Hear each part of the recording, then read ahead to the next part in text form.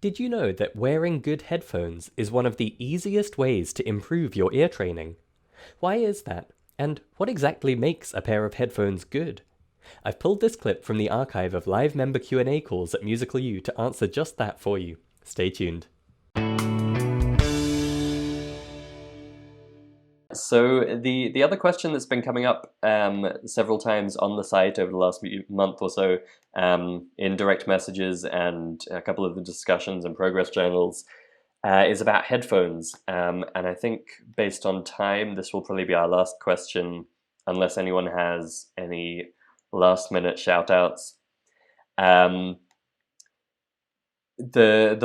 question, the issue that keeps coming up is particularly around harmonic hearing. So when you're trying to hear a harmonic interval, both notes played at once, or you're working on chord ear training and you're trying to figure out different types of chord from one another,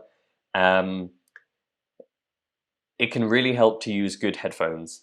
And that's because once you're hearing more than one note at once, your brain has to listen very carefully to pick apart those notes. And sometimes what you're trying to do is separate the notes and really hear one and the other.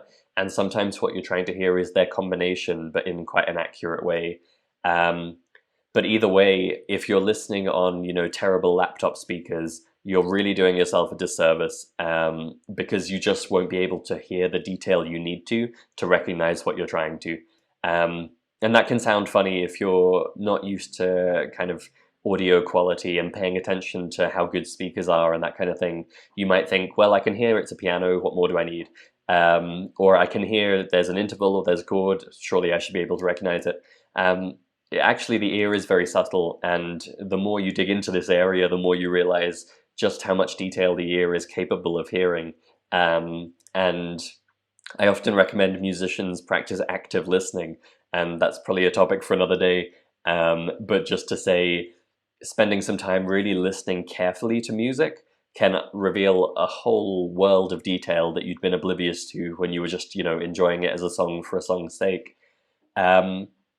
So if you're not used to thinking about this, you might be surprised to hear how much of a difference headphones can make, but they really do, and there's a number of reasons for that.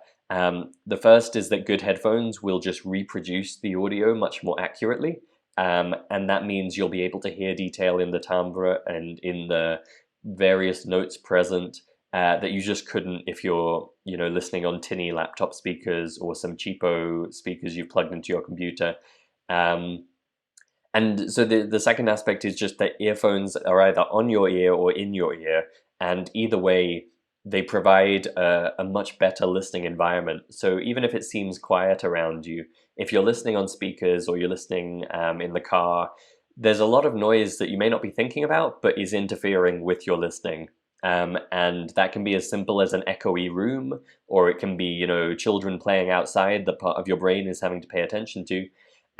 But getting rid of those distractions by using headphones instead goes a long way to letting your ear really hear what it needs to for these exercises.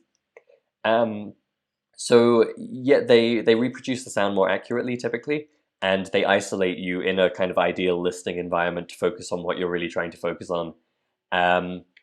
So then that naturally brings up the question of what is a good set of headphones. I said a couple of times there, if you're listening on good headphones.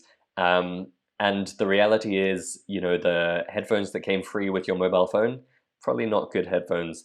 And what I mean by good there isn't about brand. It's not necessarily about price. What it's really about is accurately reproducing the sound. And so, for example, your average person in the street might say, my headphones are really good, they've got a lot of bass to them. Or my headphones are really good, they make the music sound so exciting. Actually, that's not really what we're looking for. Obviously, it can be great if all you're doing is enjoying music and listening for the fun of it.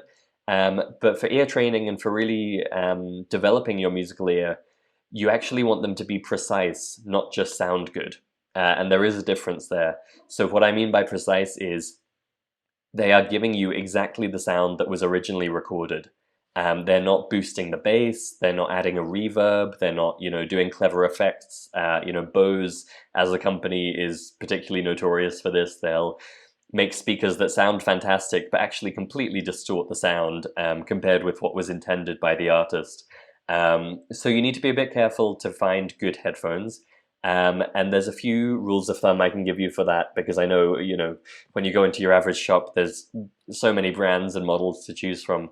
You've got a few things to think about. The first is choose the kind of headphones you prefer. So the three main options are you can get what are called canal phones, where they go right into your ear canal. And that's great for sound isolation, but some people hate having something inside their ear, so that's personal preference.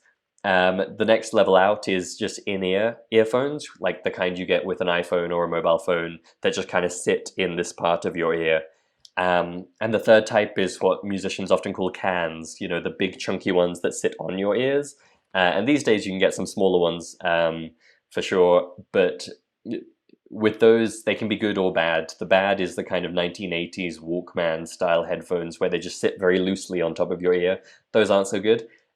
What you're looking for is the ones with a bit of kind of cushioned padding that really create a seal around your ear, because that means you still get the isolation even though they're not inside your ear. So those are the three main types, and it's really personal preference. But try and find some that fit snugly wherever they fit, so that you do get that isolation from background noise. The second big thing is choose a good brand. So that doesn't necessarily mean expensive, and it doesn't necessarily mean a very famous brand. And in particular, here you want to steer away from the kind of fashionable brands. So a couple of the big ones would be Skull Candy or Beats by Dre. They're great if you're into fashion. They're not so great if you're into audio fidelity. I think there is one model of Beats by Dre that are kind of professional grade, but for the most part, they would fall into the category of headphones that are more designed for style than substance. So you want to steer clear of the fashion brands, and you actually generally want to steer clear of electronics brands too. So people like Sony or Panasonic, they make decent earphones, but they're not the best, because they're not audio companies, they're electronics companies. What you really want to move towards is audio brands like Shure, Shure, or Sennheiser. And they do produce low-end, low price point models too. So, you can pick up $30 headphones for sure. It doesn't need to break the bank. But if you go into that kind of audio manufacturer's range, you'll be getting generally better headphones. So pick an audio brand, and you'll find lots of information about those online if you look. And then look for a model that doesn't boast about its bass response or its amazing effects, or its, doesn't make claims about how it modifies the music. Some earphones are very much sold on, we will make your music sound better. That's not really what you're looking for. So generally, mid-price range is fine. So if you're paying it upwards of $30, $40, you'll probably be getting a good model if you factor in the other things I mentioned. So, an audio brand in that price range will do you just fine. You don't need to go beyond that. If you go up to the kind of $100 price point, you can get some really nice, getting into the professional grade there, where they're designed for studio use and that kind of thing. And really, if you want top end, you're talking probably $200 for a serious pair of headphones that will last you the next 10 years. But it doesn't have to be that. A $30 pair by Shure or Sennheiser will do you just fine. And yeah, if you haven't tried it, definitely factor that into your training. A, use headphones, and B, if you can, buy some good headphones, because you might find actually that lets you leap over the hurdles that have been holding you back. And it seems silly, but it just makes it so much easier on your ear when it's not hearing kind of a blurry sound or a distorted sound or a sound half drowned out by the noise around you.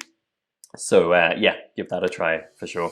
I hope you enjoyed this clip from the Members Q&A archive.